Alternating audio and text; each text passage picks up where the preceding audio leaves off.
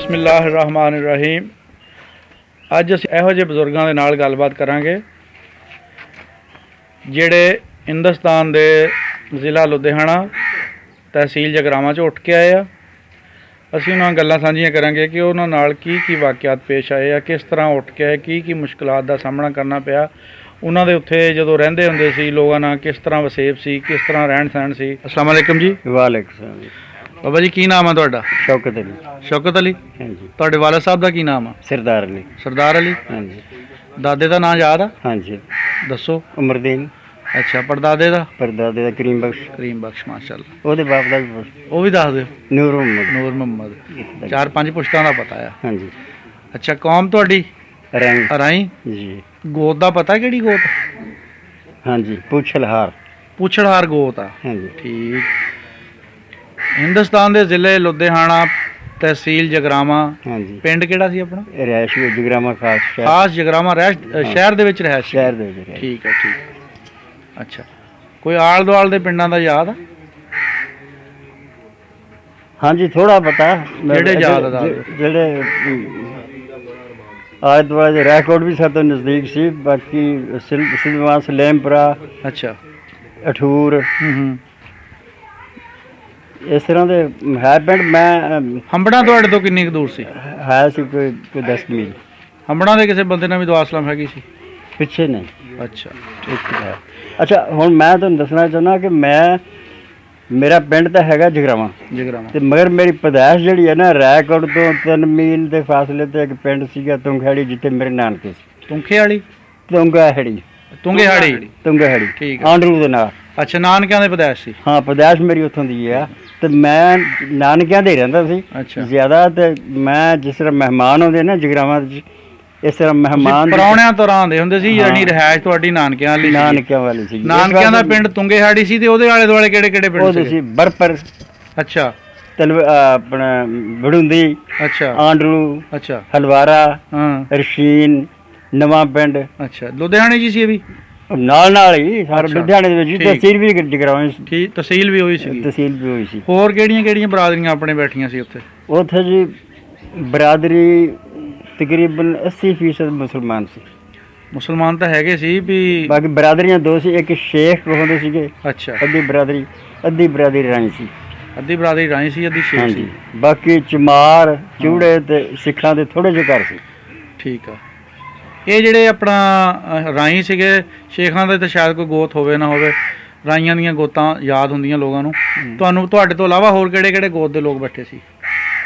ਨਾ ਜੀ, ਉਹ ਗੋਤਾਂ ਦਾ ਨਹੀਂ, ਆਪਣੀ ਗੋਤ ਦਾ ਹੀ ਪਤਾ। ਆਪਣੀ ਗੋਤ ਦਾ ਹੀ ਪਤਾ।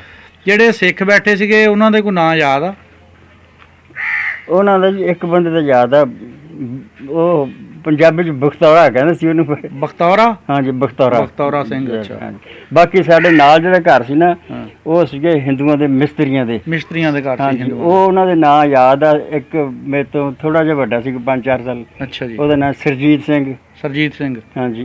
ਨਹੀਂ, ਸਿੰਘ ਨਹੀਂ, ਹਿੰਦੂਆਂ ਨਾਲ ਸਿੰਘ ਨਹੀਂ ਲੱਗਦਾ ਹੈਗਾ? ਨਹੀਂ ਜੀ, ਸਿੱਖਾਂ ਦੀ। ਅੱਛਾ, ਸਿੱਖਾਂ ਦੀ ਸੀਗੇ ਉਹ ਸੀ ਤਾਂ ਮਤਲਬ ਪਹਿਲੇ ਹਿੰਦੂ ਹੋਣਗੇ ਤੇ ਫਿਰ ਸਿੱਖ ਬਣੇ ਹੋਏ। ਸਿੱਖ ਬਣ ਗਏ ਸੀ। ਠੀਕ ਆ। ਸਰਜੀਤ ਸਿੰਘ ਉਹਦਾ ਦੂਸਰਾ ਵੱਡਾ ਭਾਈ ਸੀ। ਮਲਕੀਤ ਸਿੰਘ। ਇੱਕ ਉਹਨਾਂ ਦੀ ਭੈਣ ਸੀ ਸਰਜੀਤੋ। ਉਹਨਾਂ ਦਾ ਬਾਪ ਦਾ ਨਾਮ ਸੀ ਚੰਨਣ। ਅੱਛਾ। ਇੱਕ ਚਾਚੇ ਦਾ ਨਾਮ ਸੀ ਨਿਰੰਜਨ। ਉਹਨਾਂ ਦੇ ਦਾਦੇ ਦਾ ਨਾਮ ਸੀ ਬਾਬਾ ਰਾਮ ਦਿੱਤਾ। ਅੱਛਾ, ਬਾਬਾ ਰਾਮ ਦਿੱਤਾ। ਹਾਂ, ਮਿਸਤਰੀ। ਆ ਗਾਰੇ ਦਾ ਕੰਮ ਕਰਨ ਵਾਲੇ, ਇੱਟਾਂ ਦਾ ਕੰਮ ਕਰਨ ਵਾਲੇ ਜਾਂ ਲੱਕੜ ਦਾ ਕੰਮ ਕਰਨ ਵਾਲੇ? ਲੱਕੜ ਦਾ ਕੰਮ ਕਰਨ ਵਾਲੇ ਮਿਸਤਰੀ। ਲੋਹਾਰ ਸੀ। ਤਰਖਾਣ ਸੀ। ਠੀਕ। ਬਾਕੀ ਹੋਰ ਇੱਕ ਸੁਨਿਆਰਿਆਂ ਦੇ ਘਰ ਸੀ ਨਾਲ। ਬਾਕੀ ਹੋਰ ਵੀ ਤਕਰੀਬਨ ਉਹ ਨਾ ਮਿਸਤਰੀਆਂ ਦੇ ਘਰ ਜ਼ਿਆਦਾ ਨਾਲ ਸੀ। ਅੱਛਾ। ਹਿੰਦੂਆਂ ਦੇ। ਇਹ ਆਲ ਦੁਆਲ ਦੇ ਜਿਹੜੇ ਪਿੰਡ ਸੀਗੇ, ਹਾਂਜੀ, ਇਹਨਾਂ 'ਚ ਕਿਹੜੀਆਂ ਕੌਮਾਂ ਜ਼ਿਆਦਾ ਬੈਠੀਆਂ ਸੀ? ਉਹਨਾਂ ਦੇ ਮੁਤਲਕ ਤਾਂ ਅਸੀਂ ਨਹੀਂ ਕੁਛ। ਇਹਦਾ ਪਤਾ, ਆਂਡਰੂ ਦਾ ਪਤਾ। ਆਂਡਰੂ ਹਲਵਾਰਾ। ਇੱਥੇ ਰਾਜਪੂਤ ਬਰਾਦਰੀ ਬੈਠੇ ਸੀ। ਚੌਹਾਨ ਕਿ ਭੱਟੀ? ਇਹ ਨਹੀਂ ਪਤਾ। ਘੋੜੇਵਾ? ਨਹੀਂ, ਇਹਨਾਂ ਦਾ ਨਹੀਂ ਪਤਾ। ਅੱਛਾ। ਰਾਜਪੂਤ ਸੀ ਤੇ ਉਹ ਤਕਰੀਬਨ ਫੌਜੀ ਬਹੁਤ ਸੀ, ਉਹ ਰਿਟਾਇਰ ਫੌਜੀ। ਠੀਕ ਹੈ। ਸਰਕਾਰੀ ਮੁਲਾਜ਼ਮ ਸੀ? ਸਰਕਾਰੀ ਮੁਲਾਜ਼ਮ। ਤੁਹਾਡੇ ਪਿੰਡ ਦੇ ਲੰਬੜਦਾਰ ਦਾ ਕੀ ਨਾਮ ਸੀ? ਸਾਡੇ ਪਿੰਡ ਦੇ ਨੰਬਰਦਾਰ ਸੀਗੇ, ਇੱਕ ਦਾ ਨਾਮ ਸੀਗਾ ਸ਼ਾਹ ਮੁਹੰਮਦ। ਹਾਂਜੀ। ਅੱਛਾ। ਉਹ ਸ਼ੇਖ ਸੀਗਾ? ਹਾਂਜੀ। ਇੱਕ ਸੀਗਾ ਰਾਈਆਂ ਦੇ ਵਿੱਚੋਂ। ਅੱਛਾ। ਉਹਦਾ ਨਾਮ ਹੁਣ ਮੈਨੂੰ ਇਸ ਵਕਤ ਨਹੀਂ ਆਉਂਦਾ, ਭੁੱਲ ਗਿਆ। ਆਪਣੀ ਪਿੰਡ ਵਿੱਚ ਕੋਈ ਅੱਲ ਪਈ ਸੀ, ਕੋਈ ਇਸ ਤਰ੍ਹਾਂ ਦਾ ਹੈ ਸੀ? ਨਹੀਂ ਨਾਂ ਤੋਂ ਮਸ਼ਹੂਰ ਹੋਵੋ ਤੁਸੀਂ? ਨਹੀਂ, ਕੋਈ ਐਸੀ ਨਹੀਂ ਸੀ ਹੈ। ਪਿੰਡ 'ਚ ਆਪਣਾ ਘਰ ਕਿੱਥੇ ਸੀਗਾ? ਤਕਰੀਬਨ ਸੈਂਟਰ ਵਿੱਚ ਘਰ ਸੀ। ਸੈਂਟਰ ਮਸਜਿਦ ਤੋਂ ਕਿੱਧਰਲੀ ਸਾਈਡ ਨੂੰ ਸੀ? ਮਸਜਿਦਾਂ ਦੋ ਸੀ, ਇੱਕ ਰਾਈਆਂ ਦੀ ਮਸਜਿਦ ਲਹਿਦਾ ਸੀ, ਅੱਛਾ, ਇੱਕ ਸ਼ੇਖਾਂ ਦੀ। ਜਿਹੜੀ ਮਸਜਿਦ ਰਾਈਆਂ ਦੀ ਸੀ ਉਹ ਜਾਨੀ ਉਹ ਕਿੱਧਰਲੀ ਸਾਈਡ ਨੂੰ ਸੀ ਘਰ? ਉਸ ਤੋਂ ਜੀ ਮਗਰਬ ਵਿੱਚ। ਮਗਰਬ ਵਿੱਚ? ਹਾਂਜੀ, ਠੀਕ ਆ। ਆਲੇ ਦੁਆਲੇ ਜਿਹੜੇ ਤੁਹਾਡੇ ਘਰਾਂ ਦੇ ਕੌਣ ਕੌਣ ਸੀ ਗੁਆਂਢ ਆਂਢ? ਉਹਨਾਂ ਦੇ ਜੀ ਨਾਂ ਨਹੀਂ ਯਾਦ ਕਿਸੇ ਕਿਸੇ ਦਾ ਹੈ ਵੀ ਹੈ। ਜਿਹਦਾ ਹੈਗਾ ਉਹ ਦੱਸ। ਨਾਈਆਂ ਦਾ ਇੱਕ ਘਰ ਸੀਗਾ ਸਾਡੇ ਗੁਆਂਢ ਦੇ। ਤੁਹਾਡੇ ਗੁਆਂਢ ਨਾਈਆਂ ਦਾ ਘਰ ਸੀ? ਹਾਂ। ਅੱਛਾ, ਕੀ ਨਾਂ ਸੀ ਨਾਈ ਦਾ? ਉਹਦਾ ਨਾਂ ਸ਼ਰੀਫ ਨਾਈ ਸੀ ਜੀ। ਠੀਕ ਆ। ਉਹ ਕਿੱਥੇ ਬੈਠੇ ਆ ਕੇ? ਉਹ ਕਮਾਲੀਏ ਬੈਠੇ ਸੀ, ਪਰ ਉਹ ਫੌਤ ਹੋ ਗਿਆ। ਯਾਨੀ ਖਾਨਦਾਨ ਉਹਦਾ ਕਮਾਲੀਏ ਬੈਠਾ? ਹਾਂ, ਖਾਨਦਾਨ। ਠੀਕ ਹੋ ਗਿਆ। ਕਰਮ ਬਖਸ਼ ਇੱਕ ਦਾ ਨਾਂ ਹੀ ਡੋਗਰ ਸੀ। ਡੋਗਰ ਨਾਂ ਸੀ? ਵੈਸੇ ਡੋਗਰ ਨਹੀਂ ਸੀ। ਠੀਕ ਹੈ, ਡੋਗਰ ਨਹੀਂ ਸੀ, ਉਹਦਾ ਨਾਂ ਹੀ ਡੋਗਰ ਸੀ। ਠੀਕ ਆ। ਉਹਨਾਂ ਲੋਕਾਂ ਨਾਲ ਸੁਭਾਅ ਤੁਹਾਡਾ ਕਿਸ ਤਰ੍ਹਾਂ ਦਾ ਸੀਗਾ ਜਿਹੜੇ ਲੋਕ ਉੱਥੇ ਬੈਠੇ ਸੀ ਗੈਰ ਮੁਸਲਮ? ਤਾਲੁਕਾਤ ਜਿਹੜੇ ਆ ਆਪਣੇ ਬੰਦਿਆਂ ਨਾਲ ਤਾਂ ਚੰਗੇ ਹੁੰਦੇ ਹੀ ਆ। ਦੂਸਰੇ ਜਿਹੜੇ ਗੈਰ ਮੁਸਲਮ ਸੀਗੇ ਉਹਨਾਂ ਨਾਲ ਖਸੂਸੀ ਤਾਲੁਕਾਤ ਚੰਗੇ ਸੀ। ਉਹ ਬੜੇ ਠੀਕ ਅੱਛੇ ਤਾਲੁਕਾਤ ਸੀ, ਬਹੁਤ ਅੱਛੇ ਤਾਲੁਕਾਤ ਸੀ। ਅੱਛਾ, ਬੜੇ ਹੀ ਚੰਗੇ ਸੀ। ਹਾਂ। ਜਗਰਾਵਾਂ ਦੇ ਵਿੱਚ ਮੈਂ ਆਪਣੇ ਜਾਂਦਾ ਸੀ ਆਪਣੇ ਘਰ, ਤੇ ਉੱਥੇ ਇੱਕ ਜਗੀਰਦਾਰ ਬੰਦਾ ਸੀ, ਬਾਬਾ ਸੰਤੋ ਨੂੰ ਕਹਿੰਦੇ ਸੀ। ਅੱਛਾ। ਉਹ ਵੱਡਾ ਜਗੀਰਦਾਰ ਸੀ, ਚੰਗਾ ਜਗੀਰਦਾਰ ਸੀਗਾ। ਉਹਦੇ ਨਾਲ ਮੇਰੇ ਦਾਦੇ ਦੇ ਬਹੁਤ ਚੰਗੇ ਤਾਲੁਕਾਤ ਸੀ। ਅੱਛਾ, ਬਹੁਤ ਠੀਕ ਠਾਕ। ਠੀਕ ਹੈ। ਭਾਈਚਾਰਾ ਬੜਾ ਸੀ। ਬਾਕੀ ਗੈਰ ਮੁਸਲਮਾਨ ਨਾਲ ਤਕਰੀਬਨ ਸਾਰਿਆਂ ਨਾਲ ਬੜੇ ਚੰਗੇ ਤਾਲੁਕਾਤ ਸੀ। ਬਹੁਤ ਅੱਛਾ। ਜਦੋਂ ਪਾਕਿਸਤਾਨ ਹਿੰਦੁਸਤਾਨ ਦਾ ਐਲਾਨ ਹੋਇਆ, ਸਾਡੇ ਮੁਸਲਮਾਨ ਬਰਾਦਰੀ ਨੂੰ ਤਾਂ ਨਾ ਪਤਾ ਹੀ ਨਹੀਂ ਸੀ ਅਸੀਂ ਇਹ ਮੁਲਕ ਤਕਸੀਮ ਹੋ ਗਿਆ, ਅਸੀਂ ਪਾਕਿਸਤਾਨ ਉੱਠ ਕੇ ਜਾਣਾ, ਇਸ ਗੱਲ ਦਾ ਇਲਮ ਨਹੀਂ ਸੀ। ਇਸ ਬੇਇਲਮੀ ਦੀ ਵਜ੍ਹਾ ਦੇ ਨਾਲ ਨਾ ਨੁਕਸਾਨ ਜ਼ਿਆਦਾ ਹੋਇਆ। ਤੁਹਾਨੂੰ ਇਹ ਸੀ ਵੀ ਸਾਡਾ ਤਾਂ ਇਹਨਾਂ ਨਾਲ ਵਸੇ ਵੀ ਬਹੁਤ ਚੰਗਾ ਹੈ, ਸਾਨੂੰ ਇਹਨਾਂ ਨੇ ਕੀ ਕਹਿਣਾ ਆ, ਆਲੇ ਦੁਆਲੇ ਨੇ ਵੀ ਕੀ ਕਹਿਣਾ ਆ? ਨਹੀਂ, ਉਹ ਝਗੜਾ ਸਮਝਦੇ ਸੀ ਵੀ ਐਵੇਂ ਕਿ ਝਗੜਾ ਨਹੀਂ ਸੀ ਸਰਾਂਦਾ ਇਸ ਕਿਸਮ ਦਾ। ਅਸਲ ਪਤਾ ਹੀ ਨਹੀਂ ਸੀ ਦੁਨੀਆ ਨੂੰ ਵੀ ਇੱਥੇ ਸਾਨੂੰ ਉੱਠ ਕੇ ਜਾਣਾ ਪੈਣਾ। ਅੱਛਾ। ਜੇ ਅਗਰ ਪਤਾ ਹੁੰਦਾ ਤਾਂ ਫਿਰ ਤਾਂ ਨੁਕਸਾਨ ਨਾ ਹੁੰਦਾ। ਅਸੀਂ ਜਦੋਂ ਫਿਰ ਝਗੜਾ ਜ਼ਿਆਦਾ ਵਧਿਆ ਨਾ, ਅਸੀਂ ਤੁੰਗੜੀ 'ਚ ਰਹਿੰਦੇ ਸੀ, ਤੇ ਉਹ ਆਂਡੂ ਸਾਡੇ ਕੋਲ ਰਾਜਪੂਤ ਬਰਾਦਰੀ ਦਾ ਪਿੰਡ ਸੀ। ਬਹੁਤ ਫੌਜੀ ਉਸ 'ਚ ਬੜੇ ਅਫਸਰ ਵੀ ਸੀਗੇ ਜੀ। ਏਅਰ ਫੋਰਸ ਦੇ ਵਿੱਚ ਵੀ ਸੀ, ਦੂਸਰੇ ਆਰਮੀ ਦੇ ਵਿੱਚ। ਉਹਨਾਂ ਕੋਲ ਅਸਲਾ ਬੜਾ ਸੀ, ਲਾਇਸੈਂਸ ਦਾ। ਹਾਂ ਜੀ, ਲਾਇਸੈਂਸ ਦਾ ਅਸਲਾ ਬਹੁਤ ਸੀਗਾ। ਤੇ ਉਹ ਕਹਿੰਦੇ ਸੀਗੇ ਜੀ ਅਸੀਂ ਸਾਨੂੰ ਕਿਹੜਾ ਉਠਾ ਦਿਓ। ਤੇ ਉਹਨਾਂ ਨੇ ਨਜ਼ਦੀਕ ਦੇ ਪਿੰਡਾਂ ਵਾਲੇ ਜਿਹੜੇ ਸੀ ਨਾ, ਨੇੜੇ ਪਿੰਡਾਂ ਵਾਲੇ ਜਿਨ੍ਹਾਂ ਦੇ ਥੋੜੇ ਮੁਸਲਮਾਨ ਸੀ, ਉਹਨਾਂ ਨੇ ਸੱਦ ਲਏ ਆਪਣੇ ਇੱਕ ਜਗ੍ਹਾ ਇਕੱਠੇ ਕਰ ਲਏ ਆਪਣੇ ਤੌਰ ਤੇ। ਹਾਂ, ਇੱਕ ਕੋਈ ਸਰਕਾਰੀ ਕੈਂਪ ਨਹੀਂ ਸੀ, ਬਲਕਿ ਆਪਣੇ ਤੌਰ ਤੇ ਉਹਨਾਂ ਇਕੱਠੇ ਕਰ ਲਏ। ਉੱਥੇ ਤਕਰੀਬਨ ਅਸੀਂ ਰਹੇ 10-12 ਦਿਨ। ਅੱਛਾ। ਉਸ ਆਂਡਰੂ ਉਹ ਹੁਣ ਜਿਹੜੇ ਉਸ ਇਲਾਕੇ ਦੇ ਸਿੱਖ ਸੀ, ਹਿੰਦੂ, ਉਹਨਾਂ ਨੇ ਇਹ ਸੋਚੀ ਗੱਲ ਵੀ ਕਿਸੇ ਕੀਮਤ ਤੇ ਅਸੀਂ ਇਹਨਾਂ ਨੂੰ ਉਠਾ ਨਹੀਂ ਸਕਦੇ, ਕਿਉਂਕਿ ਅਸੀਂ ਤਾਂ ਨਹੀਂ ਉਠਾ ਸਕਦੇ। ਤੇ ਹਕੂਮਤ ਵੀ ਜਬਰੀ ਮਾਰਦੀ ਨਹੀਂ ਸੀ। ਉਹ ਮਸਲ ਕੋਈ ਆਰਡਰ ਨਹੀਂ ਸੀ। ਹਾਂ, ਮਾਰਨ ਦਾ ਵੀ ਆਰਡਰ ਨਹੀਂ। ਉਹਨਾਂ ਨੇ ਫਿਰ ਇਹ ਗੱਲ ਸੁਣੀ ਸੀ ਵੀ ਰਿਸ਼ਵਤ ਦੇ ਕੇ ਨਾ ਹਿੰਦੂਆਂ ਨੇ, ਜਿਹੜੇ ਕੁਝ ਬੁਨਿਆਦ ਪ੍ਰਸਤ ਕਿਸਮ ਦੇ ਲੋਕ ਹੁੰਦੇ ਆ, ਉਹਨਾਂ ਨੇ ਨਾ ਰਿਆਸਤ ਪਟਿਆਲੇ ਦਾ ਰਾਜਾ ਜਿਹੜਾ ਸੀ, ਹਿੰਦੂ ਰਾਜਾ ਸੀ, ਉਹਨੂੰ ਰਿਸ਼ਵਤ ਦੇ ਕੇ ਨਾ ਉੱਥੋਂ ਆਰਮੀ ਲਿਆਂਦੀ। ਅੱਛਾ। ਉਹਨਾਂ ਨੇ ਆ ਕੇ ਹਮਲਾ ਕਰਵਾਤਾ ਮਸ਼ਰਕ ਦੀ ਤਰਫੋਂ ਹਮਲਾ ਕਰਾਤਾ।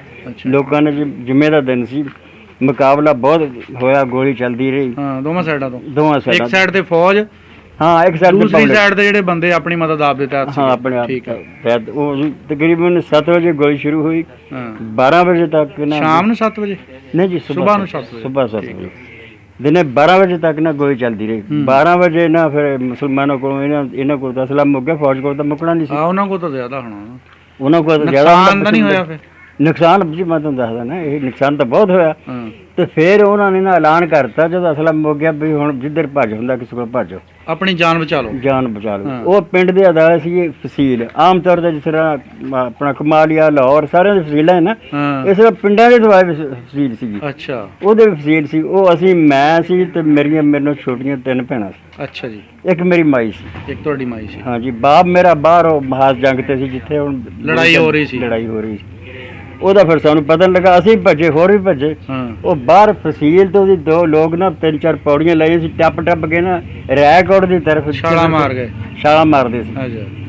ਅਸੀਂ ਵੀ ਚਲੇ ਗਏ, ਦੌੜਦੇ ਭੱਜਦੇ। ਇੱਕ ਬੱਚੀ ਨੂੰ ਮੈਂ ਚੱਕ ਲਿਆ, ਇੱਕ ਨੂੰ ਮੇਰੀ ਮਾਈ ਨੇ ਚੱਕ ਲਿਆ।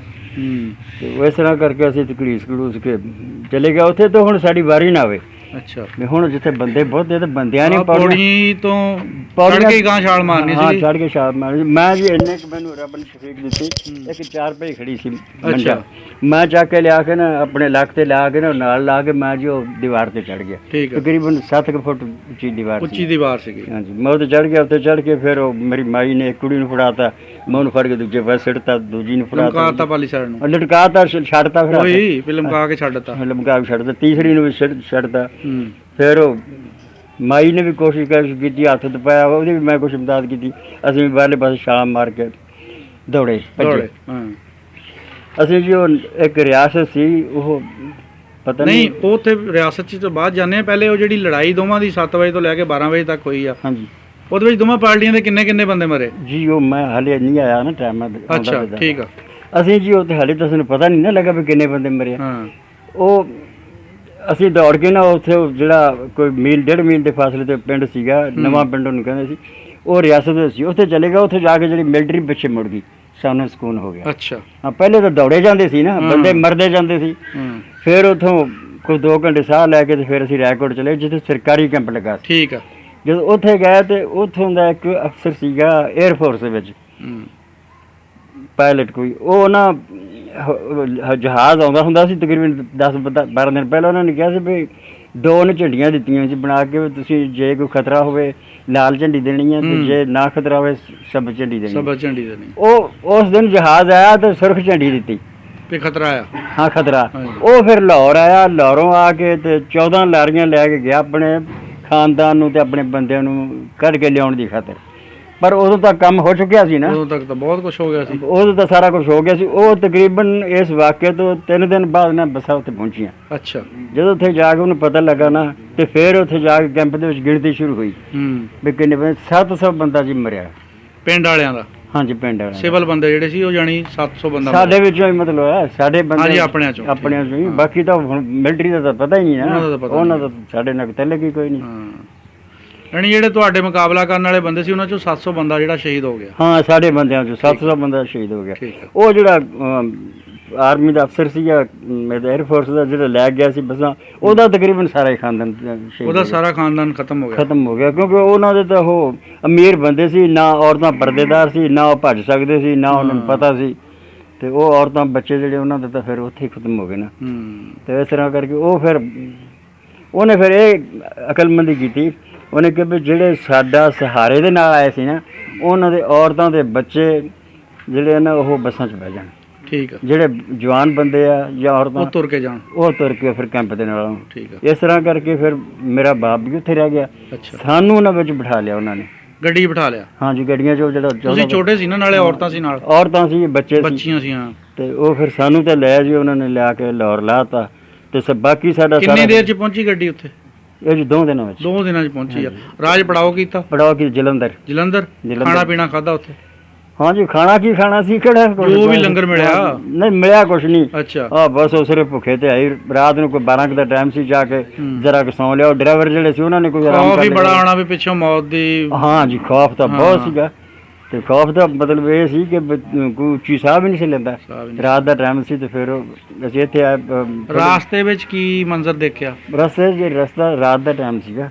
ਅੱਛਾ। ਤੇ ਕੁਛ ਨਹੀਂ ਪਤਾ ਲੱਗਾ। ਸਵੇਰ ਫਿਰ ਜਦ ਉੱਠੇ ਨਾ, ਫਿਰ ਜਦ ਦੁਬਾਰਾ ਫਿਰ ਬੱਸਾਂ ਦਾ ਕਾਫਲਾ ਤੁਰਿਆ ਨਾ, ਫਿਰ ਅੰਮ੍ਰਿਤਸਰ ਵਿੱਚ ਅਸੀਂ ਆਏ। ਤੇ ਅੰਮ੍ਰਿਤਸਰ ਆਬਾਦੀ ਸਾਨੂੰ ਇਸ ਤਰ੍ਹਾਂ ਲੱਗਦਾ ਜਿਸ ਤਰ੍ਹਾਂ ਉੱਥੇ ਨਿਕਲ ਚੁੱਕੀ ਹੁੰਦੀ ਹੈ। ਅਗਰ ਜੋ ਹੈਗਾ ਸਿੱਖਾਂ ਦਾ ਇਲਾਕਾ ਸੀ, ਪਰ ਲੋਕ ਡਰਦੇ ਮਾਰੇ ਤੇ ਮਕਾਨਾਂ ਦੇ ਹੋ ਗਏ। ਹਾਂ ਜੀ ਸਾਈਡਾਂ ਦੇ ਮਕਾਨਾਂ ਨੂੰ ਅੱਗਾਂ ਲੱਗੀਆਂ ਹੋਈਆਂ ਸੀਗੀਆਂ, ਤੇ ਜੜੇ ਹੋਏ ਸੜੇ ਹੋਏ ਮਕਾਨ, ਇਸ ਤਰ੍ਹਾਂ ਦੀ ਪੋਜੀਸ਼ਨ ਸੀ। ਅਸੀਂ ਇੱਥੇ ਆ ਗਏ ਤੇ ਬਾਕੀ ਸਾਡਾ ਸਾਰਾ ਖਾਨਦਾਨ ਜਿਹੜਾ ਨਾ ਉਹਦਾ ਪਿੱਛੇ ਹੀ ਸੀ। ਮੇਰੇ ਬਾਪ 5 ਭਾਈ ਛੱਬੇ ਹੋਣੇ। ਅੱਛਾ। ਉਹਨਾਂ ਦੇ ਹਾਂਜੀ ਉਹ ਦਾਦਾ ਦਾਦੀ ਸਾਰਾ ਕੁਝ ਖਾਨਦਾਨ। ਯਾਨੀ ਤੁਸੀਂ ਆਪ ਹੀ, ਤੁਹਾਡੀ ਵਾਲਦਾ, ਤੁਸੀਂ ਤੇ 3 ਬੱਚੀਆਂ ਆਈਆਂ? ਹਾਂ 2 ਬੱਚੀਆਂ। ਬਾਕੀ ਸਾਰਾ ਖਾਨਦਾਨ ਪਿੱਛੇ ਸੀ। ਉਹਦਾ ਫਿਰ 3 ਮਹੀਨੇ ਬਾਅਦ ਆਇਆ ਨਾ। ਉਹ 3 ਮਹੀਨੇ ਬਾਅਦ ਆਇਆ ਪੈਦਲ। ਤੁਸੀਂ ਫਿਰ ਇੱਥੇ ਆ ਕੇ ਕਿਹਦੇ ਕੋਲ ਰਹੇ? ਅਸੀਂ ਜੀ ਇੱਥੇ ਸ਼ੋਰਕੋਟ ਅਸੀਂ ਫਿਰ ਪਹੁੰਚੇ। ਕੋਈ 20 ਦਿਨ ਤਾਂ ਅਸੀਂ ਕੈਂਪ 'ਚ ਰਹੇ। ਅੱਛਾ। ਤੇ ਸਾਡੇ ਕੋਲ ਜਿਹੜੇ 10-20 ਰੁਪਈਏ ਸੀ ਨਾ, ਉਹ ਸਾਡੇ ਇੰਨੇ ਦੇ 20 ਦਿਨ ਕੱਢ ਖਰਚੇ ਗਏ। ਅੱਛਾ। ਉਹ ਅੱਲਾਹ ਤਾਲਾ ਦਾ ਨਿਜ਼ਾਮ ਐਸਾ, ਉਦੋਂ ਨੂੰ ਸਾਡੇ ਕੋਲ ਪੈਸੇ ਮੁੱਕ ਗਏ। ਉਧਰ ਇੱਕ ਵਾਕਫਕਾਰ ਨਾ ਬੰਦਾ ਮਿਲ ਗਿਆ, ਸਬੱਬ ਬਣ ਗਿਆ। ਹਾਂਜੀ ਉਹ ਸਬੱਬ ਬਣ ਗਿਆ, ਤੁਰਿਆ ਜਾਂਦਾ ਸੀ। ਤੇ ਉਹ ਸਾਡੀ ਮਾਈ ਨੇ ਕਿਹਾ ਵੀ ਉਸ ਬੰਦੇ ਨੂੰ ਜਾ ਕੇ ਫੜ। ਮੈਂ ਉਹਦੀ ਜਾ ਕੇ ਚਾਦਰ ਫੜੀ। ਉਹਨੇ ਪੁੱਛਿਆ ਕੌਣ ਜਾ, ਫਿਰ ਉਹਨੇ ਮੈਂ ਲਿਆ ਸੱਦ ਕੇ, ਤੇ ਉਹ ਵਾਕਫਕਾਰ ਸੀਗਾ। ਉਹਨਾਂ ਨੂੰ ਸਾਡਾ ਵਾਕਫ ਉਹਨੇ ਕਿਹਾ ਜੀ ਤੁਸੀਂ ਕਦੋਂ? ਅਸੀਂ ਗਏ ਸਾਨੂੰ ਤਾਂ 15-20 ਦਿਨ ਹੋ ਗਏ ਇੱਥੇ ਆਏ ਨੂੰ। ਰੋਟੀ ਸਾਨੂੰ ਤਾਂ ਕੁਝ ਨਹੀਂ ਲੱਭੀ, ਅਸੀਂ ਤਾਂ ਇੱਕ ਆਨੇ ਦਾ ਚਾਹ ਦਾ ਕੱਪ ਮਿਲਦਾ ਆਪਣੇ ਪੱਲਿਓਂ ਖਾਂਦੇ ਪੀਂਦੇ ਰਹੇ। ਆਹੋ, ਤੇ ਉਹ ਕੋਈ ਡਬਲ ਰੋਟੀ ਲੈ ਲੈਣੀ ਆਨੇ ਟਕੇ ਦੀ ਮਿਲ ਜਾਂਦੀ ਸੀ, ਪਤਾ ਲਾ ਲੈਂਦੇ ਸੀ। ਤੇ ਫਿਰ ਉਹ ਜਾ ਕੇ ਕੈਂਪ ਉਹ ਸੀਗਾ ਉਹ ਖਾਣਾ ਤਕਸੀਮ ਕਰਨ ਵਾਲਾ, ਤੇ ਉਹ ਫਿਰ ਰੋਟੀ ਲੈ ਕੇ ਆਇਆ, ਸਾਨੂੰ ਜਾ ਕੇ ਰੋਟੀ ਰਾਟੀ ਖਿਲਾਈ। ਫਿਰ ਉਹਨੇ ਇਹ ਨੇਕੀ ਕੀਤੀ, ਉਹ ਮਾਲ ਗੱਡੀ ਖੜੀ ਸੀ, ਉਹ ਕਹਿੰਦੇ ਜੀ ਜਾ ਰਹੀ ਸ਼ੋਰਕੋਟ। ਸ਼ੋਰਕੋਟ ਦਾ ਨਾਂ ਸੁਣਿਆ ਹੋਇਆ ਸੀ ਕਿਉਂਕਿ ਇੱਥੇ ਲੋਕ ਨਾ ਉਹ ਹੈਗੇ ਛਾਉਣੀ ਸੀਗੀ।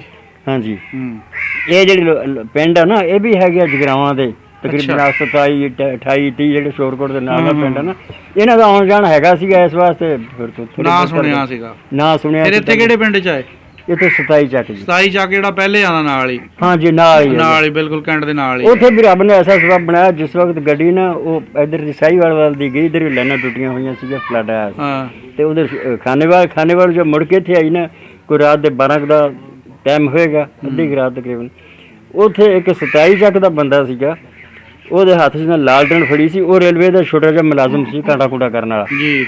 ਉਹ ਕੈਂਪ 'ਚੋਂ ਦੁਨੀਆ ਆਉਂਦੀ ਸੀ, ਤੇ ਉਹਨੂੰ ਵੀ ਪਤਾ ਸੀ ਵੀ ਸਾਡੇ ਇਲਾਕੇ ਦੇ ਪਿੱਛੋਂ ਵਾਕਫਕਾਰ ਵੀ ਸਾਡੀ ਬਰਾਦਰੀ ਦੇ ਬੰਦੇ ਵੀ ਆਉਣੇ ਆ। ਉਹ ਆਵਾਜ਼ਾਂ ਮਾਰਦਾ ਫਿਰਦਾ ਸੀ, ਕੋਈ ਜਗਰਾਵਾਂ ਦਾ, ਕੋਈ ਰਹਿਕੋਟ ਦਾ, ਕੋਈ ਸੁੰਗੜੀ ਦਾ, ਕੋਈ ਫਲਾਣੇ ਪਿੰਡ ਦਾ, ਉਸ ਇਲਾਕੇ 'ਚ ਜਿਹਨਾਂ ਦਾ ਵਾਕਫ ਸੀ ਤੇ ਕੋਈ ਬੰਦਾ ਹੋਵੇ।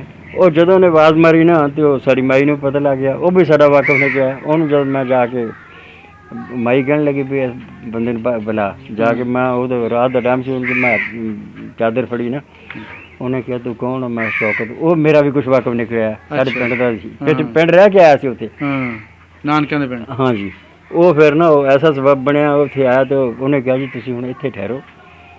ਤੇ ਮੈਂ ਉਹ ਘਰ ਨੂੰ ਦੌੜ ਗਿਆ, ਜਾ ਕੇ ਨਾ ਗੱਡੀ ਜੋੜ ਕੇ ਲਿਆਇਆ ਟੱਗਿਆਂ ਵਾਲੀ। ਹਾਂਜੀ, ਉਹ ਸਾਨੂੰ ਉੱਤੇ ਬਿਠਾ ਕੇ ਉਹਨਾਂ ਦੇ ਘਰ ਰਹਿ ਗਿਆ, ਸਾਡੀ ਉਹਨਾਂ ਨੇ ਖਿਦਮਤ ਬਹੁਤ ਕੀਤੀ। ਆਪਣੇ ਘਰ ਰੱਖਿਆ ਜਾਂ ਕੋਈ ਹੋਰ ਘਰ ਦਿੱਤਾ? ਨਹੀਂ, ਆਪਣੇ ਘਰ ਰੱਖਿਆ, ਰਾਤ ਇੱਕੋ ਹੀ।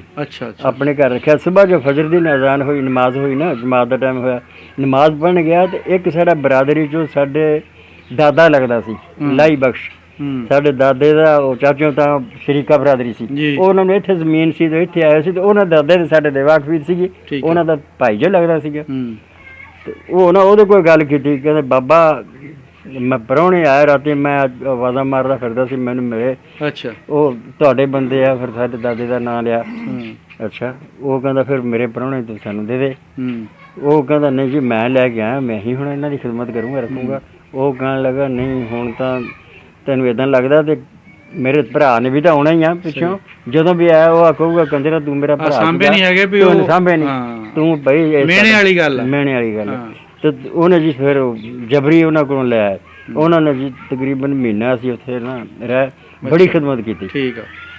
ਮਹੀਨੇ ਤੋਂ ਬਾਅਦ ਨਾ ਇੱਕ ਜ਼ਿਲ੍ਹਾ ਫਿਰੋਜ਼ਪੁਰ ਦੇ ਵਿੱਚ ਪਿੰਡ ਸੀ ਰਣੀਆਂ, ਜਿੱਥੋਂ ਦੀ ਆਬਾਦੀ ਜ਼ਿਆਦਾ। ਮੋਗਾ ਤੁਹਾਡੇ ਤੋਂ ਕਿੰਨੀ ਦੂਰ ਸੀ? ਮੋਗਾ 10-15 ਮੀਲ ਹੋਏਗਾ। 10-15 ਮੀਲ। ਹਾਂ, ਮੋਗੇ ਤਹਿਸੀਲ ਮੋਗੇ ਸੀ, ਰਣੀਆਂ ਪਿੰਡ।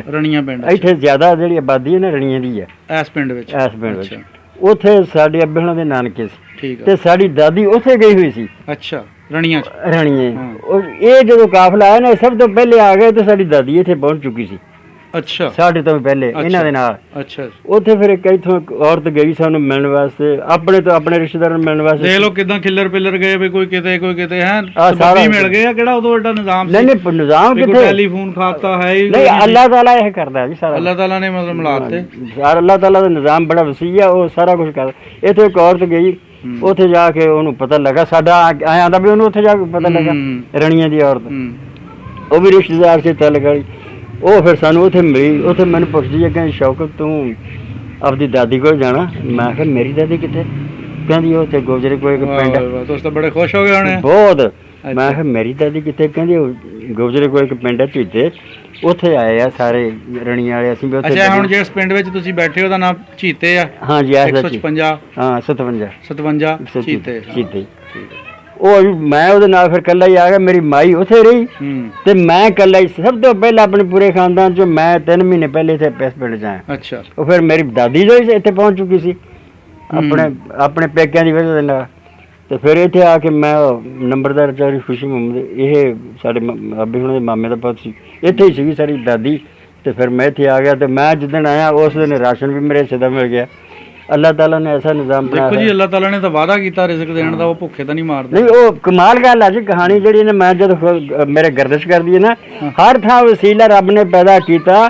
ਸਾਡੇ ਜਦੋਂ ਬਾਪ ਜਾਂ ਸਾਡਾ ਦਾਦਾ ਆਇਆ ਨਾ, ਉਹ ਕਹਿੰਦੇ ਜੀ ਇੱਕ ਅਜੀਬ ਗੱਲ ਇਹ ਆ ਵੀ ਉਸ ਪਿੰਡ ਦੇ ਵਿੱਚ ਕੈਂਪ 'ਚ ਜਿੱਥੇ ਦੌੜਾਂ ਲੱਗੀਆਂ ਸੀ 700 ਬੰਦਾ ਮਰ ਗਿਆ। ਅੱਛਾ, ਤੇ ਤੁਹਾਨੂੰ ਰੱਬ ਕਿਵੇਂ ਕੱਢ ਕੇ ਲਿਆਇਆ? ਇੱਕ ਔਰਤ ਹੈ, 3 ਬੱਚੀਆਂ ਤੇ ਇੱਕ ਬੱਚਾ। ਹਾਂ, ਮੱਖਣ ਚੋਂ ਬਾਲ ਤਰ੍ਹਾਂ। ਹਾਂ, ਤੁਸੀਂ ਕਿਸ ਤਰ੍ਹਾਂ ਨਿਕਲੇ? ਇਹ ਮਤਲਬ ਨਾ ਇੱਕ ਮੋਜਜ਼ਾ ਸੀ। ਸਹੀ, ਮੋਜਜ਼ੇ ਦੇ ਤੌਰ ਤੇ ਆ ਵੀ ਉਮਰ ਵੀ ਕੁਛ ਨਹੀਂ ਸੀ, ਨਿੱਕੇ ਨਿੱਕੇ ਸੀਗੇ।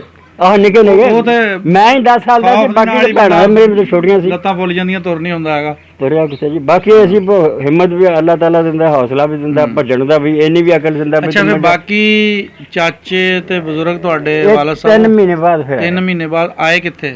ਆਏ ਫਿਰ ਇੱਥੇ ਪੁੱਛਦੇ ਦੱਸਦੇ ਲੱਭਦੇ ਲਭਾਉਂਦੇ ਇੱਥੇ ਪਹੁੰਚ ਗਏ ਸੀ। ਅੱਛਾ, ਉਹ ਵੀ ਇੱਥੇ ਝੀਤਿਆਂ 'ਚ ਆ ਗਏ ਸੀ? ਝੀਤਿਆਂ 'ਚ ਆਏ, ਪਰ ਪੁੱਛਦੇ ਦੱਸਦੇ ਕਿਉਂਕਿ ਜਦ ਦੁਨੀਆ ਕੁਛ ਨਾ। ਤੁਸੀਂ ਫਿਰ ਉੱਥੋਂ ਉੱਠ ਕੇ ਆਪਣੀ ਦਾਦੀ ਕੋ ਆ ਗਏ ਹੋਣੇ? ਮੈਂ ਇਕੱਲਾ ਹੀ ਆ ਗਿਆ ਦਾਦੀ ਕੋਲ, ਮਾਈ ਮੇਰੀ ਉੱਥੇ ਰਹੀ।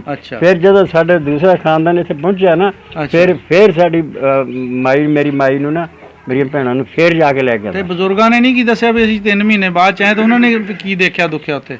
ਉਹਨਾਂ ਨੇ ਜੀ ਪੈਦਲ ਸੀ ਕਾਫਲਾ। ਉਹਨਾਂ ਨਾਲ ਕੀ ਜ਼ੁਲਮੋ ਸਿਤਮ ਹੋਏ, ਉਹ ਕੋਈ ਦੱਸਦਾ ਸੀ ਸਟੋਰੀ ਆਪਣੀ? ਨਹੀਂ ਜੀ, ਉਹਨਾਂ ਨਾਲ ਫਿਰ ਜ਼ੁਲਮ ਸਿਤਮ ਦਾ ਕਿਸੇ ਮਾਰਨ ਦਾ ਨਹੀਂ। ਤੁਸੀਂ ਤਾਂ ਟੱਪੇ ਨਾ ਕੰਧ। ਹਾਂਜੀ, ਇਹ ਅੰਦਰ ਮੁਕਾਬਲਾ ਕਰ ਰਹੇ ਸੀਗੇ। ਹਾਂ, ਇਹਨਾਂ ਦੇ ਵਿੱਚੋਂ ਬਹੁਤ ਬੰਦੇ ਮਰ ਗਏ ਨਾ। ਹਾਂ, ਉਹ ਤਾਂ 700 ਬੰਦਾ ਮਰ ਗਿਆ, ਭੱਜ ਕੇ ਨਿਕਲੇ, ਇਹ ਵੀ ਆ ਗਏ, ਭੱਜ ਕੇ ਨਿਕਲਿਆ। ਫਿਰ ਉਸ ਤੋਂ ਬਾਅਦ ਤੇ ਇਹਨਾਂ ਦੇ ਕੋਈ ਹਮਲਾ ਨਹੀਂ ਹੋਇਆ ਕਿਤੇ? ਨਹੀਂ, ਫੇਰ ਕਿਤੇ ਨਹੀਂ ਹਮਲਾ, ਸਫਰ ਹੀ ਥੋੜਾ ਸੀਗਾ। ਜਦੋਂ ਦੌੜ ਕੇ ਆ ਗਏ ਨਾ, 3 ਮਹੀਨੇ ਫਿਰ ਇਹ ਕਿਸ ਤਰ੍ਹਾਂ ਬਾਅਦ ਚ ਆਏ? ਇਹ ਜੀ ਫਿਰ ਉੱਥੇ ਕੈਂਪ 'ਚ ਰਹੇ, ਕੈਂਪ 'ਚ ਰਹਿਣਾ ਸੀ। 3 ਮਹੀਨੇ ਬਾਅਦ ਜਦੋਂ ਕੈਂਪ ਚੱਲਿਆ ਰਾਏਕੋਟ ਵਾਲਾ, ਫਿਰ ਇਹ ਸਾਡਾ ਜਿਹੜਾ ਬਾਕੀ ਖਾਨਦਾਨ ਸੀ ਉਹ ਜਗਰਾਵਾਂ ਵਾਲੇ ਕੈਂਪ ਸੀ। ਸਦ ਮਸਲੇਪੁਰ ਕੈਂਪ ਲੱਗਾ। ਜਗਰਾਵਾਂ ਵਾਲਾ ਜਿਹੜਾ ਕੈਂਪ ਬਾਇਆ ਕਿੱਧਰ ਦੀ ਆਇਆ ਸੀਗਾ? ਇਹ ਜੀ ਮੇਰੇ ਖਿਆਲ ਬਾਇਆ ਕਸੂਰ ਆਇਆ, ਫਿਰੋਜ਼ਪੁਰ ਤੋਂ। ਹਾਂਜੀ, ਫਿਰੋਜ਼ਪੁਰ ਤੋਂ ਅੱਗੇ ਕਸੂਰ। ਹਾਂਜੀ, ਠੀਕ ਆ। ਕਸੂਰ ਦੇ ਅਸੀਂ ਲਾਹੌਰ ਦੇ। ਫਿਰੋਜ਼ਪੁਰ ਤੋਂ ਲਾਹੌਰ 49 ਕਿਲੋਮੀਟਰ ਹੈ ਜੀ। ਅਸੀਂ ਬਾਇਆ ਲਾਹੌਰ ਆਏ ਹਾਂ, ਮੈਂ ਮਤਲਬ, ਤੇ ਇਹ ਫਿਰ ਬਾਇਆ ਕਸੂਰ ਆਇਆ। ਅੱਛਾ, ਇਹ ਤਾਂ ਫਿਰ ਤੁਰ ਕੇ ਇਸ ਤਰ੍ਹਾਂ ਅਸੀਂ ਪੈਦਲ ਤੁਰਨਾ 10-15 ਮੀਲ। ਜ਼ਮੀਨਾਂ ਫਿਰ ਪੈ ਗਈਆਂ ਸੀ ਇੱਧਰ ਜੀ? ਫਿਰ ਹਾਂ, ਆ ਕੇ ਜ਼ਮੀਨ ਫਿਰ ਪੈ ਗਈ ਸੀ। ਸਾਡੇ ਤੋਂ ਪਹਿਲਾਂ ਜ਼ਮੀਨਾਂ ਤਕਰੀਬਨ ਇੱਥੇ ਲਾਟ ਹੋ ਚੁੱਕੀਆਂ ਸੀਗੀਆਂ, ਤੇ ਪਰ ਸਾਡਾ ਇੱਕ ਰਿਸ਼ਤੇਦਾਰ ਸੀ, ਉਹਨੂੰ ਵੀ ਜ਼ਮੀਨ ਲਾਟ ਹੋਈ ਸੀ। ਉਹ ਪੁਲਿਸ ਦੇ ਵਿੱਚ ਅਫਸਰ ਸੀਗਾ ਮਲੇਸ਼ੀਆ 'ਚ। ਅੱਛਾ, ਸਾਡਾ ਫੁੱਫੜ ਸੀ। ਅੱਛਾ, ਉਹ ਇੱਥੇ, ਉਹ ਵੀ ਕੁਦਰਤੀ ਛੁੱਟੀ ਆਇਆ ਹੋਇਆ ਸੀ ਨਾਲ ਬਾਰ ਬੱਚੇ ਤੇ। ਉਹ ਵੀ ਫਿਰ ਐਸੇ ਚੱਕਰ ਦੇ ਵਿੱਚ ਨਾ ਲੱਭਦੇ ਲਪਾਉਂਦੇ ਪੁੱਛਦੇ ਦੱਸਦੇ ਕਰਕੇ ਕੈਂਪਾਂ 'ਚ ਧੱਕੇ ਧੁੱਕੇ ਖਾ ਕੇ ਉਹ ਆ ਵੀ ਬੰਬਈ ਉਤਰੇ। ਅੱਛਾ, ਮਲੇਸ਼ੀਆ 'ਚੋਂ। ਉੱਥੋਂ ਫਿਰ ਟ੍ਰੇਨ ਦੇ ਜ਼ਰੀਏ ਇੱਧਰ ਆਪਣੇ ਇਲਾਕੇ 'ਚ ਆਏ, ਜੇ ਇੱਧਰ ਦੇਖਿਆ ਤਾਂ ਇਲਾਕਾ ਉਜੜਿਆ ਹੋਇਆ ਸਾਰਾ। ਉੱਥੋਂ ਫਿਰ ਉਹ ਟ੍ਰੇਨ ਦੇ ਜ਼ਰੀਏ ਫਿਰ ਉਹ ਅੱਗੇ ਆ ਗਏ। ਇੱਥੇ ਫਿਰ ਉਹ ਇੱਧਰ ਫਿਰਦੇ ਫੁਰਦੇ ਪੁੱਛਦੇ ਨਾ, ਦੇਖ ਲਓ ਸਬੱਬੀ ਆ। ਮਤਲਬ ਇਦਾਂ ਕਿੱਥੇ ਲੱਭਦੇ ਬੰਦੇ? ਹਾਂ, ਬਸ ਉਹ ਐਸੇ ਕੈਂਪਾਂ ਦਾ ਹੀ ਹੈ। ਸ਼ਹਿਰ ਵੀ ਇੱਕ ਬਹੁਤ ਬੜਾ ਜੰਗਲ ਆ। ਹਾਂਜੀ, ਬੜਾ ਇਲਾਕਾ ਪੂਰਾ ਪੰਜਾਬ ਸੀ। ਉਹ ਇਸ ਤਰ੍ਹਾਂ ਕਰਦੇ ਫਿਰ ਇੱਥੇ ਆ ਕੇ ਉਹਨਾਂ ਨੂੰ ਜ਼ਮੀਨ ਅਲਾਟ ਹੋ ਗਈ। ਤੇ ਉਹ ਫਿਰ ਜਦੋਂ ਉਹਨਾਂ ਨੇ 6 ਮਹੀਨੇ ਦੀ ਛੁੱਟੀ ਕੱਟ ਕੇ ਵਾਪਸ ਜਾਣਾ ਸੀ ਨਾ, ਤੇ ਫਿਰ ਉਹਨਾਂ ਦੀ ਪਰਚੀ ਹੋ ਗਈ ਫਰੀ। ਅੱਛਾ, ਸਾਨੂੰ ਤਾਂ ਜ਼ਮੀਨ ਨਹੀਂ ਸੀ ਮਿਲੀ। ਤੇ ਫਿਰ ਉਹਨਾਂ ਨੇ ਨਾ ਮਿਲ ਮਿਲਾ ਕੇ ਪਟਵਾਰੀ ਨਾਲ ਉਹਨਾਂ ਨੇ ਫਿਰ ਨਾ ਆਪਣੀ ਪਰਚੀ ਜਿਹੜੀ ਸੀ ਨਾ, ਉਹ ਸਾਡੇ ਅੱਬੇ ਹੁਣਾਂ ਦੇ ਨਾਂ ਕਰਾਤੀ, ਤੇ ਉਹਦੇ ਨਾਲ ਫਿਰ ਅਸੀਂ ਅਲਾਟੀ ਹੋ ਗਏ। ਸਾਨੂੰ ਪਿਛਲੀ ਜ਼ਮੀਨ ਜਿਹੜੀ ਹੈ ਨਾ। ਕਿੰਨੀ ਜ਼ਮੀਨ ਆਣ ਆਪਣੇ ਕੋਲ ਇੱਥੇ? ਜ਼ਮੀਨ ਤੇ ਆਪਣੇ ਕੋਲ ਅੱਲਾ ਦਾ ਸ਼ੁਕਰ ਹੈ ਜੀ, ਹੁਣ 30-32 ਕਿੱਲੇ। 32 ਕਿੱਲੇ। ਕਿਹੜੀ ਬੀਜੀ ਆਪਾਂ ਬਜਾਈ ਕਰਦੇ? ਕਿਹੜੀ ਚੀਜ਼ਾਂ ਫਸਲਾਂ ਬੀਜਦੇ? ਮਕਈ, ਆਲੂ। ਅੱਛਾ, ਕਪਾਹ, ਸਬਜ਼ੀਆਂ ਜੀ। ਅੱਛਾ, ਯਾਨੀ ਮਾਸ਼ਾਅੱਲਾ ਸੋਹਣਾ ਗੁਜ਼ਰ ਬਸਰ ਹੋ ਰਿਹਾ। ਨਹੀਂ ਹੁਣ ਅੱਲਾ ਕਰੇ। ਤੇ ਕੀ ਹੁਣ ਯਾਦ ਆਉਂਦਾ ਪਿਛਲਾ ਇਲਾਕਾ ਕਿ ਨਹੀਂ ਆਉਂਦਾ? ਯਾਦ ਆਉਂਦਾ ਜੀ, ਉਹਨਾਂ ਦੇ ਤਾਲੁਕਾਤ ਵੀ ਯਾਦ ਆਉਂਦੇ ਆ। ਤਾਲੁਕਾਤ ਵੀ ਚੰਗੇ ਸੀਗੇ, ਉਹ ਹੈ ਹੀ ਚੰਗੇ ਸੀ ਲੋਕ। ਇਹ ਤਾਂ ਜਿਹੜਾ ਪਤਾ ਨਹੀਂ ਕੀ ਹੋਇਆ, ਚੱਕਰ ਚੱਲਿਆ ਕੁਛ 7-8 ਦਿਨਾਂ ਦੀ ਗੇਮ ਸੀ ਜਿਹਦੇ ਵਿੱਚ ਆ ਕੇ ਸਾਰੇ ਮੱਥੇ ਤੇ ਅੱਖਾਂ ਰੱਖੀਆਂ ਲੋਕਾਂ ਨੇ। ਆਹੋ, ਵਰਨਾ ਇੰਨੀਆਂ ਸਦੀਆਂ ਤੋਂ ਇਕੱਠੇ ਰਹਿਣ ਵਾਲੇ ਕੌਮ ਸੀ। ਨਹੀਂ, ਬੜੀ ਖੈਰ ਖੋਈ ਸੀ, ਬਹੁਤ ਖੈਰ ਖੋਈ ਸੀ। ਲੋਕ ਖੈਰ ਖੋਈ ਕੈਂਪਾਂ ਵੀ ਲੋਕਾਂ ਨੇ ਕੀਤੀ, ਸਾਰੇ ਮਾਰਨ ਵਾਲੇ ਨਹੀਂ ਸੀ। ਹੈ ਜਿਹੜੇ ਨਾ ਇੰਤਹਾ ਪਸੰਦ ਨੇ, ਜਿਹਨੂੰ ਅਸੀਂ ਬੁਨਿਆਦ ਪਰਸਤ ਨਾਂ ਰੱਖਦੇ ਆ। ਜਿਸ ਤਰ੍ਹਾਂ ਸਾਡੀਆਂ ਹੁਣ ਸਾਡੇ ਪਿੰਡ ਜਿਹੜੇ ਇਸ ਮੌਕੇ ਦੀ ਤਲਾਸ਼ ਰਹਿੰਦੇ ਵੀ ਕੋਈ ਨਾ ਕੋਈ ਪੰਗਾ ਪਵੇ ਤੇ ਅਸੀਂ ਆਪਣੀ ਨਾ ਬਿਲਕੁਲ ਜਿਸ ਦੁਕਾਨਦਾਰੀ ਲਾਈਏ, ਲੁੱਟ ਮਾਰ ਕਰੀਏ। ਮਿਸਾਲ ਤੁਹਾਨੂੰ ਮੈਂ ਦੱਸਦਾ, ਸਾਡੇ ਪਿੰਡ 4 ਮਸਜਿਦਾਂ, ਹਰ ਮਸਜਿਦ ਦੇ ਵਿੱਚ 5-7 ਬੰਦੇ ਹੁੰਦੇ ਆ ਜਿਹੜੇ ਨਾ ਫਿਰਕਾ ਪ੍ਰਸਤ ਹੁੰਦੇ ਆ। ਹਾਲਾਂਕਿ ਅੱਲਾ ਦੇ ਘਰ ਚ ਗਏ ਹੁੰਦੇ ਆ, ਉੱਥੇ ਵੀ ਬਾਜ਼ ਨਹੀਂ ਆਉਂਦੇ। ਫਿਰਕਾ ਪ੍ਰਸਤੀ ਤੋਂ ਨਾ ਉਹ ਸ਼ੈਤਾਨੀ ਕਰਦੇ। ਇਸੇ ਤਰ੍ਹਾਂ ਹਿੰਦੂਆਂ ਵਿੱਚ ਵੀ ਆ 5-7% ਬੰਦੇ ਹੁੰਦੇ ਆ। ਇਸ ਤਰ੍ਹਾਂ ਈਸਾਈਆਂ ਵਿੱਚ ਉਹ ਫਿਰ ਨੁਮਾਇੰਦਗੀ ਉਹ ਜਦੋਂ ਉਹਨਾਂ ਨੂੰ ਮੌਕਾ ਮਿਲਦਾ ਨਾ, ਉਦੋਂ ਫਿਰ ਉਹਨਾਂ ਭਰਪੂਰ ਆਪਣੀ ਤਾਕਤ ਦਾ ਮੁਜ਼ਾਹਰਾ ਕਰਕੇ ਨਾ ਕਤਲ ਕਰ ਉਹ ਕਹਿੰਦੇ ਨਹੀਂ ਵੀ ਇੱਕ ਮਛਲੀ ਪੂਰੇ ਤਾਲਾਬ ਨੂੰ ਗੰਦਾ ਕਰਦੀ ਆ। ਹੁਣ ਸਾਡੇ ਆਪਣੀ ਕੌਮ ਦਾ ਜਿਹੜਾ ਉਹ ਗਲਤ ਮਤਲਬ ਇਮੇਜ ਪੇਸ਼ ਕਰ ਦਿੰਦੇ ਅੱਗੇ ਜਾ ਕੇ। ਜਿਸ ਤਰ੍ਹਾਂ ਹੁਣ ਅਸੀਂ ਤੁਸੀਂ ਆ ਦੇਖ ਲਓ ਆ ਜਿਹੜੇ ਹੈਗੇ ਦਹਿਸ਼ਤਗਰਦ ਉਹ ਕਿਹੜਾ ਕੋਈ ਗੈਰ ਮੁਸਲਮ ਤਾਂ ਨਹੀਂ ਹੈ, ਸਾਡੇ ਤੇ ਹਮਲੇ ਕਰਦੇ ਆ। ਸਾਡੇ ਤੇ ਹਮਲੇ, ਉਹਨਾਂ ਦਾ ਮਜ਼ਹਬ ਹੀ ਕੋਈ ਨਹੀਂ, ਉਹ ਤਾਂ ਉਹ ਇਹ ਬਸ ਇਸੇ ਤਰ੍ਹਾਂ ਨਾਮ ਮਜ਼ਹਬ ਦਾ ਇਸਤੇਮਾਲ ਕਰਦੇ ਆ। ਉਹਨਾਂ ਦੇ ਜਿਹੜੇ ਇੰਤਹਾ ਪਸੰਦ ਹੁੰਦੇ ਉਹਨਾਂ ਦਾ ਮਜ਼ਹਬ ਦਰਅਸਲ ਹੁੰਦਾ ਨਹੀਂ ਕੋਈ, ਮਜ਼ਹਬ ਤਾਂ ਇਨਸਾਨੀਅਤ ਆ। 1,24,000 ਪੈਗੰਬਰ ਅੱਲਾਹ ਤਾਲਾ ਨੇ ਭੇਜਿਆ ਇਨਸਾਨੀਅਤ ਵਾਸਤੇ। ਇਨਸਾਨੀਅਤ ਆ ਜੀ। ਤੁਹਾਡਾ ਅਗਰ ਕੋਈ ਅਕੀਦੇ 'ਚ ਕੋਈ ਹੈ ਹੋਰ ਤੇ ਮੈਂ ਤੁਹਾਡੇ ਅਕੀਦੇ 'ਚ ਬੁਰਾ ਕਹਾਂ ਤਾਂ ਆਖਰ ਤਾਂ ਅਸੀਂ ਈਸਾਈਆਂ ਨੂੰ ਬੁਰਾ ਕਿਸ ਤਰ੍ਹਾਂ ਕਵਾਂਗੇ? ਜੇ ਕਵਾਂਗੇ ਤਾਂ ਅਸੀਂ ਗੁਨਾਹਗਾਰ ਹੋਣਾ, ਕਿਉਂਕਿ ਉਹ ਤਾਂ ਈਸਾ ਅਲੈਹਿਸਲਾਮ ਨੂੰ ਮੰਨਦੇ ਆ, ਪੈਗੰਬਰ ਨੂੰ ਮੰਨਦੇ ਆ। 1,24,000 ਪੈਗੰਬਰ, ਹਿੰਦੂ ਵੀ ਕਿਸੇ ਪੈਗੰਬਰ ਨੂੰ ਸ਼ਾਇਦ ਮੰਨਦੇ ਹੋਣ। ਗੌਤਮ ਬੁੱਧ ਨੂੰ ਵੀ ਸਾਡੇ ਉਸਤਾਦਾਂ ਨੇ ਦੱਸਿਆ ਸੀ ਵੀ ਹੋ ਸਕਦਾ ਵਕਤ ਦਾ ਪੈਗੰਬਰ ਹੋਵੇ। ਇਸ ਵਾਸਤੇ ਅਸੀਂ ਤਾਂ ਸਾਡਾ ਤਾਂ ਅਕੀਦਾ ਨਹੀਂ ਕਿਸੇ ਨੂੰ ਬੁਰਾ ਕਹਿਣਾ। ਸਹੀ ਬਾਤ, ਬਹੁਤ ਅੱਛੀ ਬਾਤ। ਕੁਰਾਨ ਦਾ ਮੁਤਾਲਿਆ ਕਰਨ ਤੋਂ ਸਾਨੂੰ ਪਤਾ ਲੱਗਦਾ ਕਿ ਇਨਸਾਨ ਦੇਖੋ ਜੀ, ਇਨਸਾਨੀਅਤ ਅੱਲਾਹ ਦੇ ਨਬੀ ਨੇ ਸਾਰੀ ਜ਼ਿੰਦਗੀ ਜਿਹੜੀ ਹੈ ਇਨਸਾਨੀਅਤ ਅਸਲ ਗੱਲ ਆ, ਅਸਲ ਮਤਲਬ ਇਨਸਾਨੀਅਤ ਆ। ਫਿਰ ਤੁਹਾਡਾ ਕੁਰਾਨ ਵੀ ਕਹਿ ਰਿਹਾ ਕਿ ਇਨਸਾਨੀਅਤ ਨਾਲ ਪਿਆਰ ਕਰੋ। ਬਿਲਕੁਲ ਇਨਸਾਨੀਅਤ, ਮੁਸਲਮਾਨ ਹੀ ਨਹੀਂ ਜਿਹਦੇ ਹੱਥ ਔਰ ਜ਼ਬਾਨ ਤੋਂ ਕਿਸੇ ਨੂੰ ਤਕਲੀਫ ਪਹੁੰਚੇ। ਹਾਂਜੀ, ਇਹ ਜਿਹੜੇ ਹੈ ਨਾ ਝਗੜਾ ਝਾਂਜੇ ਚੱਲਦੇ ਆ, ਇਹ ਹੈਗੇ ਆ ਮਤਲਬ ਪਰਸਤ ਲੋਕ ਹੁੰਦੇ ਥੋੜੇ, ਸਾਰੇ ਮਾੜੇ ਨਹੀਂ ਸਾਡੇ ਪਾਕਿਸਤਾਨ 'ਚ, ਮਗਰ ਇੱਥੇ ਹੋਇਆ ਕੀ ਆ, ਉਹਨਾਂ ਦਾ ਗਲਬਾ ਪੈ ਗਿਆ, ਜ਼ੋਰ ਪੈ ਗਿਆ। ਸਹੀ ਬਾਤ। ਜਿਹੜੇ ਲੋਕ ਇਸ ਕਿਸਮ ਦੇ ਨਾ ਉਹਨਾਂ ਦਾ ਜ਼ੋਰ ਪੈ ਗਿਆ, ਜ਼ੋਰ ਪੈਣ ਦੇ ਨਾਲ ਕੰਮ ਖਰਾਬ ਹੋ ਗਿਆ। ਮੈਂ ਜੀ 8 ਸਾਲ ਰਿਹਾ ਜਰਮਨੀ 'ਚ। ਅੱਛਾ। ਤੇ ਉੱਥੇ ਮੇਰੇ ਤਾਲੁਕਾਤ ਹੋਏ ਸਿੱਖਾਂ ਨਾਲ। ਜਰਮਨੀ ਵੀ ਰਹਿ ਕੇ ਆਏ ਹੋ? ਜਰਮਨੀ, ਹਾਂ 8 ਸਾਲ ਮੈਂ ਰਿਹਾ। ਤੇ ਉੱਥੇ ਫਿਰ ਨਾ ਸਿੱਖਾਂ ਦੇ ਨਾਲ ਤਾਲੁਕਾਤ ਹੋਏ। ਉਸ ਇਲਾਕੇ ਦੇ ਜਿਹੜੇ ਸੀ ਨਾ ਜਗਰਾਵਾਂ ਦੇ ਗਿਰਦਨਵਾ ਦੇ, ਉਹ ਸਿੱਖਾਂ ਦੇ ਨਾਂ ਕੀ ਸੀ ਜਿਨ੍ਹਾਂ ਨਾਲ ਤਾਲੁਕਾਤ ਹੋਏ? ਉਹਨਾਂ ਦੇ ਜੀ ਬਹੁਤ, ਇੱਕ ਦਾ ਨਾਂ ਗੁਰਦੀਪ ਸਿੰਘ ਸੀ। ਅੱਛਾ। ਇੱਕ ਦਾ ਨਾਂ ਸ਼ਿੰਗਾਰਾ ਸਿੰਘ ਸੀ। ਹਾਂਜੀ, ਇੱਕ ਦਾ ਨਾਂ ਇਸ ਤਰ੍ਹਾਂ ਅਸੀਂ ਭੁੱਲ ਗਏ। ਇਹ ਸ਼ਹਿਰ ਕਿਹੜਾ ਸੀ ਜਰਮਨੀ ਦਾ? ਜਰਮਨੀ ਸੀ ਰੀਗਨਸਬਰਗ। ਅੱਛਾ, ਰੀਗਨਸਬਰਗ। ਆ ਗੱਲ ਦੱਸੋ ਹੁਣ ਕੀ? ਹਾਂਜੀ, ਉਹ ਉੱਥੇ ਗੱਲ ਮੈਂ ਕਰਦਾ ਸੀ, ਉਹਨਾਂ ਨੇ ਸਾਡੇ ਨਾਲ ਇੰਨਾ ਚੰਗਾ ਸਲੂਕ ਕੀਤਾ, ਕਮਾਲ ਗੱਲ ਹੋ ਗਈ। ਉਦੋਂ ਖਰਚਾ ਸਾਡੇ ਕੋਲ ਇੱਕ ਦਫਾ ਮੇਰੇ ਕੋਲ ਮੁੱਕ ਗਿਆ, ਤੇ ਉਹ ਸਿੱਖਾਂ ਦਾ ਇੱਕ ਮੁੰਡਾ ਸੀ ਹਰਭਜਨ ਸਿੰਘ ਓਪਲ। ਹਰਭਜਨ ਸਿੰਘ, ਹਾਂ, ਪੜ੍ਹਿਆ ਲਿਖਿਆ ਸੀ, MA ਸੀ। ਓਪਲ ਉਹਨਾਂ ਦਾ ਜੱਟਾਂ ਦੀ ਸਬ ਕਾਸਟ ਹੈ। ਸਬ ਕਾਸਟ। ਹਾਂਜੀ। ਉਹਨੇ ਜੀ ਮੈਨੂੰ ਨਾ 5-6 ਬੰਦੇ ਬੈਠੇ ਸੀ, ਪਾਕਿਸਤਾਨੀ ਵੀ ਸੀ, ਕੁਝ ਇੰਡੀਅਨ ਵੀ ਸੀ। ਉਹਨੇ ਪਰਦੇ ਨਾਲ ਨਾ ਮੈਨੂੰ ਇਸ਼ਾਰਾ ਕੀਤਾ, ਉਹਨੂੰ ਪਤਾ ਲੱਗ ਗਿਆ ਵੀ ਇਹਦੇ ਕੋਲ ਪੈਸੇ ਨਹੀਂ। ਹਾਂ, ਸਮਝ ਗਿਆ ਮਜਬੂਰੀ ਨੂੰ ਤੁਹਾਡੀ। ਵੈਸੇ ਨਾ ਇਸ਼ਾਰਾ ਕਰਕੇ ਨਾ ਉਧਰ ਕਰਕੇ ਉਹਨੇ ਨਾ ਡਾਲਰ ਕੱਢੇ, ਕਾਫੀ ਚੰਗੇ ਨੋਟ। ਅੱਛਾ। ਉਹਨੇ ਕਿਹਾ ਜੀ ਮੇਰੇ ਭਰਾ ਕੈਨੇਡਾ 'ਚ ਵੀ ਆ ਤੇ ਸਾਡਾ ਖਾਨਦਾਨ ਬਰਤਾਨੀਆ 'ਚ, ਪੈਸੇ ਮੇਰੇ ਕੋਲ ਬਹੁਤ ਆ ਤੇ ਤੁਹਾਨੂੰ ਜਿੰਨੇ ਪੈਸੇ ਚਾਹੀਦੇ। ਪੰਜਾਬੀ ਭਰਾ ਹੋਣ ਦੀ ਹਸੀਅਤ ਨਾਲ। ਹਾਂ, ਪੰਜਾਬੀ ਭਰਾ ਬਹੁਤ ਕਦਰ ਕਰਦੇ। ਠੀਕ ਆ। ਉਹ ਕਹਿੰਦੇ ਜੀ ਤੁਸੀਂ ਜਿੰਨੇ ਪੈਸੇ ਤੁਹਾਨੂੰ ਜ਼ਰੂਰਤ ਹੈ ਲੈ ਲਓ। ਮੈਂ ਕਿਹਾ ਹਰਭਜਨ ਸਿੰਘ ਮੈਂ ਪੈਸੇ ਨਹੀਂ ਲੈਣੇ। ਕਿਉਂ? ਮੈਂ ਕਿਹਾ ਵੀ ਅਵਲ ਤਾਂ ਮੈਂ ਆਧਾਰ ਲੈਣ ਦਾ ਵੈਸੇ ਹੀ ਕਾਰ ਨਹੀਂ। ਅਗਰ ਮੈਂ ਆਧਾਰ ਜ਼ਿੰਦਗੀ 'ਚ ਕਿਸੇ ਕੋਲ ਲਿਆ ਵੀ ਨਾ, ਮੈਨੂੰ ਪੱਕਾ ਪਤਾ ਹੁੰਦਾ ਵੀ ਮੈਂ ਕਿਹੜੇ ਟਾਈਮ ਦੇਣੇ ਆ, ਤਾਂ ਮੈਂ ਲੈਣਾ। ਜੇ ਮੈਨੂੰ ਸ਼ੱਕ ਚ ਆਵੇ ਤਾਂ ਫਿਰ ਮੈਂ ਲੈਂਦਾ ਨਹੀਂ। ਤੇ ਮੈਂ ਤਾਂ ਹਲੇ ਬੇਯਾਰੋ ਮਦਦਗਾਰ, ਮੈਨੂੰ ਤਾਂ ਅਗਰ ਪਤਾ ਹੀ ਨਹੀਂ ਮੇਰਾ ਮੁਸਤਕਬਲ ਕੀ ਆ, ਤੇ ਮੈਂ ਪੈਸੇ ਲੈ ਕੇ ਤੇ ਫਿਰ ਮੈਂ ਦੇਣੇ ਕਿਸ ਤਰ੍ਹਾਂ? ਉਹ ਹੱਸ ਪਿਆ, ਕਹਿੰਦਾ ਨਹੀਂ ਭਾਈ, ਅਸੀਂ ਤੁਹਾਨੂੰ ਆਧਾਰੇ ਤਾਂ ਨਹੀਂ ਪੈਸੇ ਦੇਣੇ, ਅਸੀਂ ਤਾਂ ਤੁਹਾਨੂੰ ਪੈਸੇ ਭਰਾ ਦੇਣੇ ਆ, ਤੁਹਾਨੂੰ ਅਸੀਂ ਵੱਡਾ ਭਰਾ ਸਮਝਦੇ ਆ, ਤੇ ਇਸ ਵਾਸਤੇ ਪੈਸੇ ਦੇਣੇ ਆ। ਖੈਰ ਜੀ ਮੈਂ ਮੁਹੱਬਤ ਦੇ ਤਕਾਜ਼ੇ ਨਾਲ ਦਿੱਤੇ ਨਾ। ਹਾਂ ਜੀ, ਮੁਹੱਬਤ ਦੇ ਤਕਾਜ਼ੇ ਨਾਲ, ਲੈਣ ਦੀ ਖਾਤਰ ਨਹੀਂ ਦੇਣੇ। ਉਹਨੇ ਜੀ $20 ਜਬਰੀ ਮੇਰੇ ਨਾਲ ਜੇਬ 'ਚ ਪਾ ਦਿੱਤੇ। ਖੈਰ ਉਹ ਕੁਛ ਦਿਨ ਅਸੀਂ ਇਕੱਠੇ ਰਹੇ ਤੇ ਫਿਰ ਉਹ ਖਿਲਰ ਗਏ। ਉਸ ਤੋਂ ਬਾਅਦ ਮੇਰਾ ਕੰਮ ਅੱਲਾ ਨੇ ਬਹੁਤ ਹੀ ਜ਼ਿਆਦਾ ਚੰਗਾ ਸੂਦ ਕੀਤਾ। ਇੱਕ ਉਹ ਵੀ ਇੱਕ ਖੁਆਬ ਹੀ ਆ ਮੇਰਾ ਕੰਟਰੋਲ। ਇਸ ਤਰ੍ਹਾਂ ਸਮਝੋ ਜਿਹੜੇ 30 ਸਾਲ ਦੇ ਕੰਮ ਕਰਦੇ ਜਰਮਨੀ ਦੇ, ਬਰਤਾਨੀਆ ਦੇ ਗੋਰੇ, ਪੂਰੇ ਯੂਰਪੀਅਨ ਜਿਹੜੇ ਸੀ ਨਾ, ਉਹਨਾਂ ਦੇ ਉੱਤੇ ਮੈਂ ਸੁਪਰਵਾਈਜ਼ਰ ਲੱਗ ਗਿਆ। ਠੀਕ ਹੈ। ਪਰ ਉਹਦੇ ਵੀ ਕੋਈ ਇੱਕ ਐਸਾ ਚੱਕਰ ਵੀ ਅੱਲਾਹ ਤਾਲਾ ਦੀ ਮਿਹਰਬਾਨੀ ਸੀ। ਅੱਲਾਹ ਤਾਲਾ ਦੀ ਮਿਹਰਬਾਨੀ, ਉਹ ਵੀ ਕੋਈ ਐਸਾ ਚੱਕਰ ਚੱਲਿਆ। ਉਹ ਜਰਾ ਕੋਈ ਹੋਰ ਕਹਾਣੀ ਲੰਬੀ ਆ। ਅੱਛਾ। ਤੇ ਉਸ ਤੋਂ ਬਾਅਦ ਨਾ ਫਿਰ ਇਹਨਾਂ ਨੇ ਮੈਂ ਨਾ ਉਹ ਤਲਾਸ਼ ਸ਼ੁਰੂ ਕਰਦੀ ਉਸ ਹਰਭਜਨ ਸਿੰਘ ਓਪਲ ਦੀ। ਉਹ ਹੁਣ ਮੈਨੂੰ ਕਿਤੇ ਲੱਭੇ ਨਾ। ਉਹਦੀ ਵਜ੍ਹਾ ਸੀ ਵੀ ਸਾਡਾ ਉਰਦੂ ਆ, ਅਸੀਂ ਉਹ ਉਰਦੂ ਨਹੀਂ ਲਿਖਣ ਜਾਣਦੇ ਨਾ ਪੜ੍ਹਨ ਜਾਣਦੇ। ਪੰਜਾਬੀ ਹਿੰਦੀ ਨਹੀਂ ਲਿਖ ਸਕਦੇ। ਅਸੀਂ ਉਹ ਜਿਹੜੀ ਦੂਸਰੀ ਪੰਜਾਬੀ ਸੀ ਉਹ ਗੁਰਮੁਖੀ ਜਿਹਨੂੰ ਕਹਿੰਦੇ, ਅਸੀਂ ਉਹ ਨਹੀਂ। ਖਾਦ ਉਹਨੇ ਮੇਰੇ ਕੋਲ ਐਡਰੈਸ ਇੱਕ ਵਾਰ ਦਿੱਤਾ ਸੀ, ਸਾਨੂੰ ਨਾ ਹੀ ਲੱਭਾ।